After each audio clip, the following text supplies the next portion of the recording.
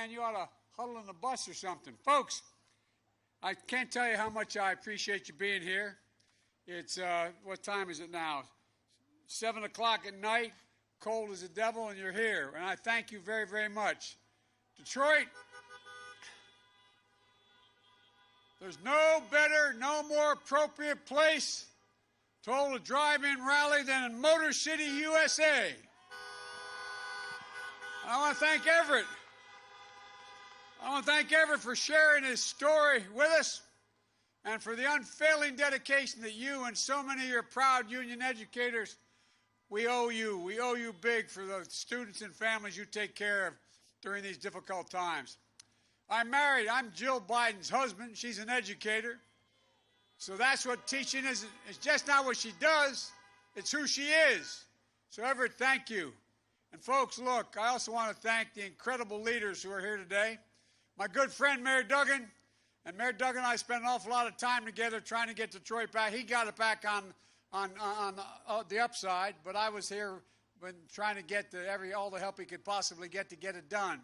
When, as vice president, fighting to support this city, invest in the revitalization and the future of Detroit.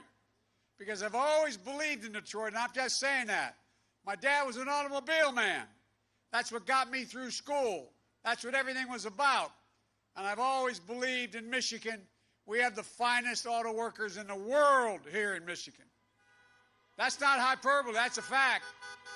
And I want to thank you, Chairwoman Barnes. Thank you very, very much. And Lieutenant Governor Gilchrist, you've been a good friend. And Governor Whitmer, you've been an incredible leader, tested. She's been tested and proven under crisis conditions and extraordinary circumstances. Your leadership through this pandemic has saved countless lives of Michiganders here, Gov. That's a fact. And you've shown the whole nation just how tough you are. Michigan tough. And I'm proud to call you a friend.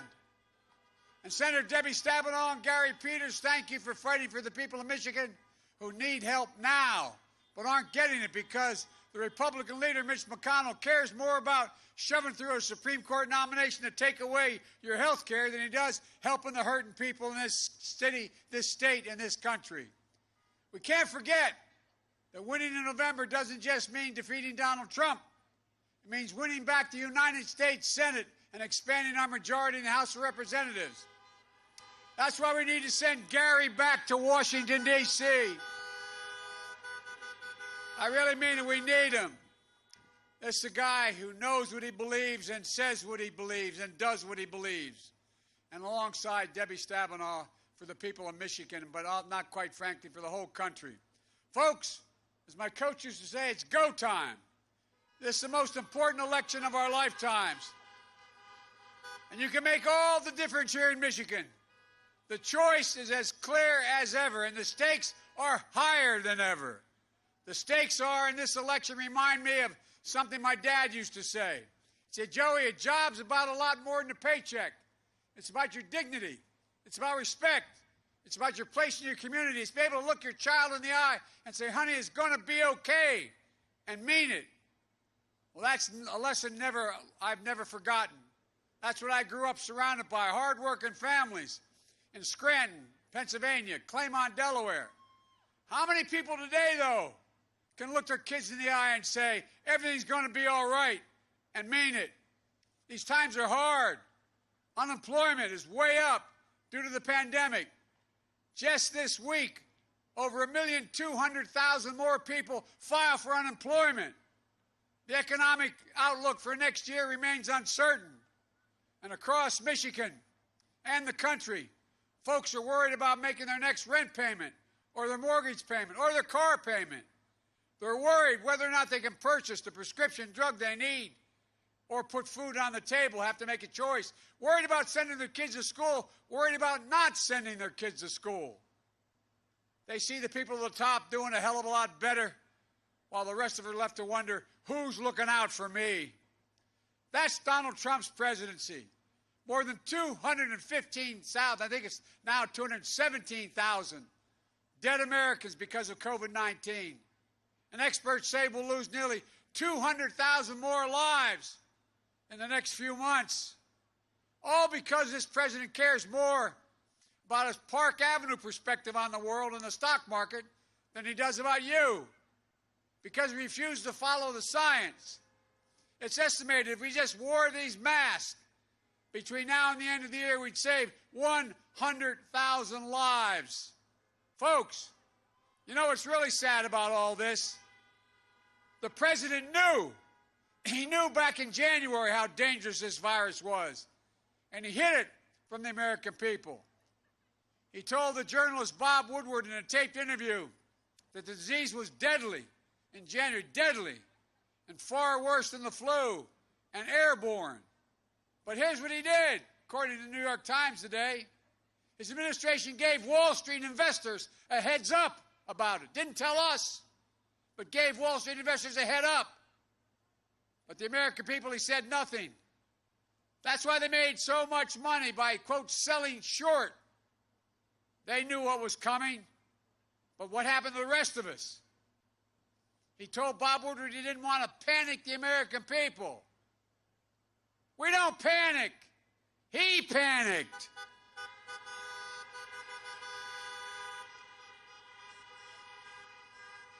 And his reckless personal conduct since his diagnosis has been unconscionable.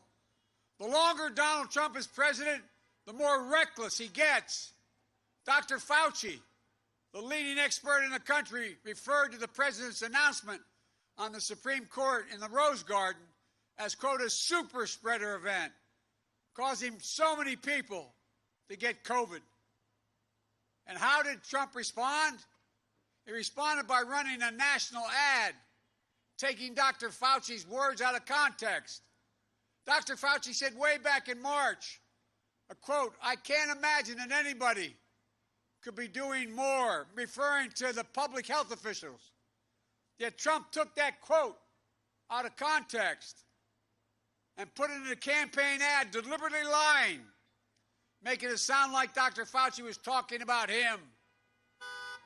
Even after Fauci asked him to take the ad down, Trump's campaign said they continued to use the ad, knowing it was a lie.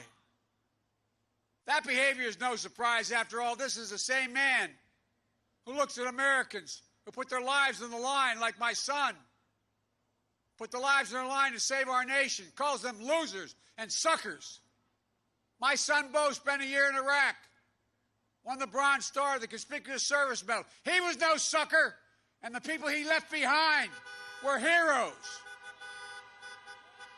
And now, as a consequence of this overwhelming lying, misleading, and irresponsible action on the part of Donald Trump, how many empty chairs are there going to be around the dining room table tonight because of his negligence? Folks, we're so much better than this as a country. Despite the crisis we face, we have an enormous opportunity to build back better. The American people have had the blinders taken off. To replace Donald Trump's incentives for companies to ship jobs overseas with real policies and tax credits to revitalize American manufacturing. To make it in America, make it in Michigan, buy American. Look, we're going to do everything to give everyone a fair return on their work, an equal chance to get ahead. For example, in communities of color here in Detroit and all across the country, the question is, how do we break the cycle where in good times you lag behind, in bad times you're the first hit and hit the hardest, and in recovery you're the last ones to bounce back? The answer is about justice, criminal justice, police reform. This nation is strong enough to both honestly face systemic racism and strong enough to provide safe streets for our families and small businesses that too often bear the brunt of looting and burning. We have no need for armed militias roaming America's streets. And we should have no tolerance for extremist white supremacist groups menacing our community.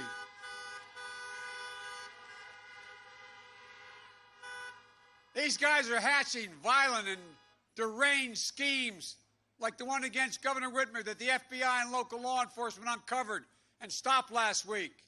But make no mistake, that was a planned act of terrorism, a plot Think of this, a plot in the United States of America to blow up a bridge on American soil, to threaten the lives of police officers, to kidnap an American leader is the sort of behavior you might expect from ISIS, and should shock the conscience of every American to see that sort of twisted thinking take root here in America.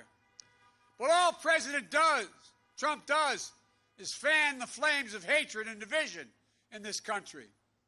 Telling the Proud Boys in the debate with me, when I said, will you condemn them, he said, I'll tell them to stand back and stand by.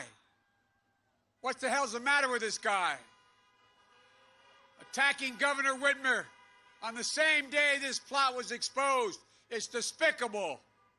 And by the same measure, if you say we have no need to face racial injustice in this country, you haven't opened your eyes to the truth of America today.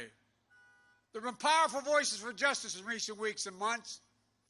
George Floyd's 6-year-old daughter, who I met with, and when I met the family, Gina, I knelt down to say hi to her, and she said, looked at me and said, Daddy changed the world. Jacob Blake's mother, another one, when I met with her, said, violence doesn't reflect who her son is, and the nation needs healing, and said she's praying for the police officers. Or Doc Rivers, the basketball coach, choking back tears when he said, quote, we're the ones getting killed. We're the ones getting shot. We've been hung. It's amazing why we keep loving this country and this country doesn't love us back. Think about that. Think about what it takes to be a black person to love America today. That is a deep love of this country that is far too long has not been fully recognized.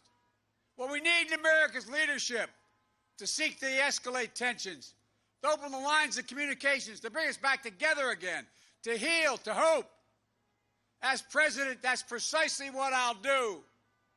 But true justice is also about jobs, good-paying jobs, financial stability, families of color building wealth, passing it down. That's how you deliver equality and equity. Another example, more and more women are dropping out of the workplace because of the recession. We're in a city or out in the suburbs. I have a plan to deal with the pandemic responsibly. New testing, tracing, masking, not politicizing the race for vaccine, planning for safe and equitable distribution, providing PPE and other resources for schools to reopen safely, ease the caregiving crisis that so many families are experiencing, squeeze between raising your kid and caring for your aged loved ones, and protect your health care. In the middle of this pandemic, why do the Republicans have the time, as I said, to hold a hearing on the Supreme Court instead of addressing the significant economic needs of local communities? I'll tell you why. It's about wiping out Obamacare, wiping it off the books, because our nominee has said in the past that the law should be struck down. It's going to take away health care coverage for 20 million Americans. They'll also take away protections for pre-existing conditions that more than 100 million people in America have.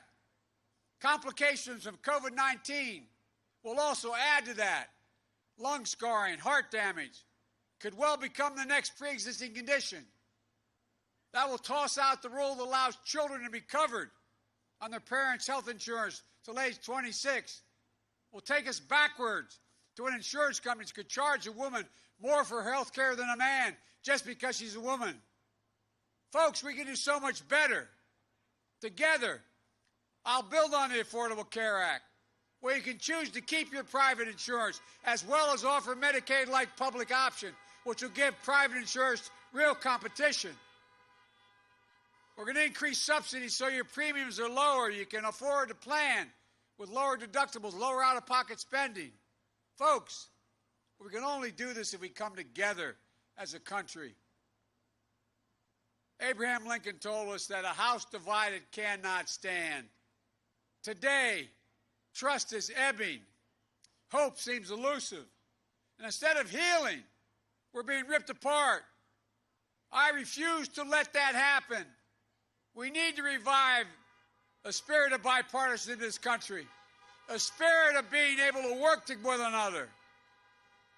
When I say that I'm told that used to be the way Joe used to get a lot of things done, but things have changed. Well, I'm here to tell you it can happen again. And they must, if there's anything going to get anything done. I'm running as a proud Democrat, but I will govern as an American president. I work with Democrats and Republicans. That's why so many Republican leaders have endorsed me. They know I've done it and will do it again. For those who don't support me, as well as those who do.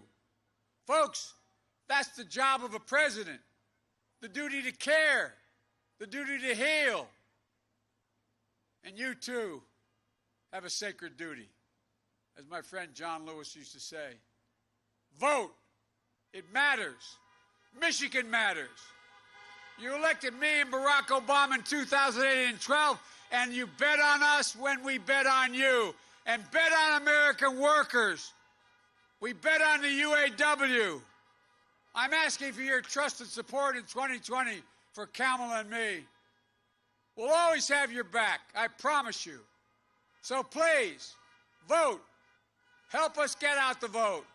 Go to iwillvote.com/MI. In Detroit, more than 20 years. Look, you have now 20 early voting centers. They're open now all across the city. Open 7 days a week on Election Day. It's a one-stop shop. You can go get registered and vote right then and there. So don't wait. Vote today. Tell everyone you know, everyone you meet, vote, vote, vote. And no matter what, don't let anybody discourage you or tell you your vote won't count, because it does. You, the American people, are going to decide the future of this country. Vote. It's time to restore America's soul. It's time to rebuild the backbone of this country, the middle class. And unions built the middle class, no matter what your race, or gender. Folks, look, it's time to unite America. It really is. I'll never forget what President Kennedy said about going to the moon. My colleagues in the Senate used to kid me about raising it when I bring it up in a caucus. He answered the question that was on everybody's lips, but nobody asked. Why are we doing this?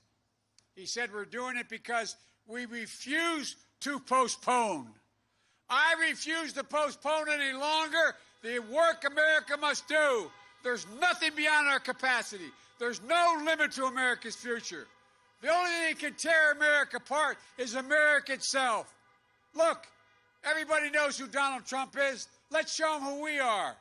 We choose hope over fear, unity over division, science over fiction, and yes, truth over lies.